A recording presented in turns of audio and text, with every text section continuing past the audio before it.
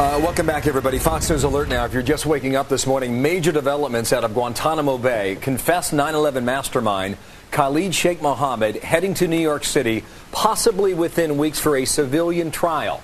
Set to be among 5 detainees heading here for a civilian trial court. That's in federal court.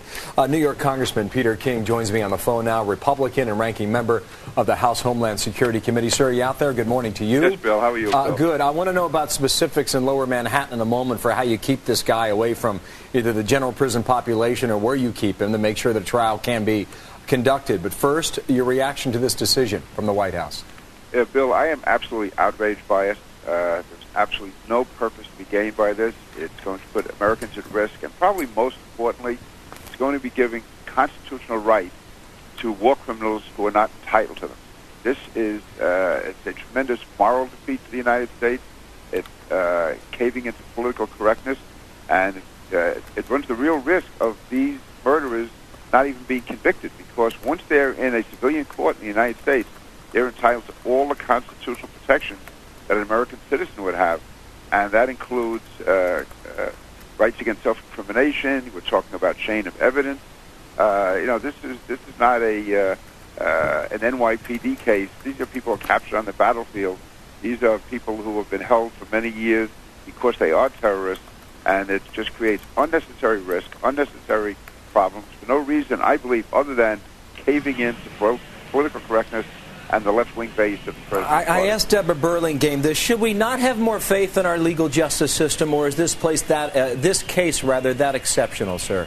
First, let me say my heart goes out to Deborah Burlingame. She's a wonderful friend. Indeed, she is an outstanding woman. You're now, right. On this, no, listen. Our system, we have different levels in our system. We have military tribunals for war criminals.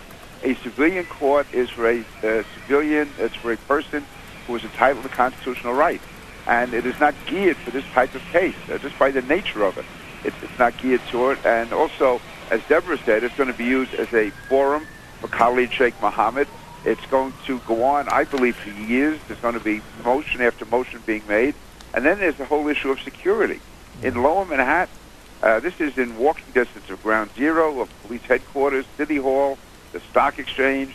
The entire New York City court system is down there. And we are already the #1 terrorist target in the world. So now have Khalid Sheikh Mohammed and 4 other murderers be sitting probably in the Metropolitan Correctional Center. I assume that's where they're going to keep them. Which is right down in Lower East Manhattan, right by the Brooklyn Bridge. There are already terrorists being held there. So far, so good for them. Can we handle it?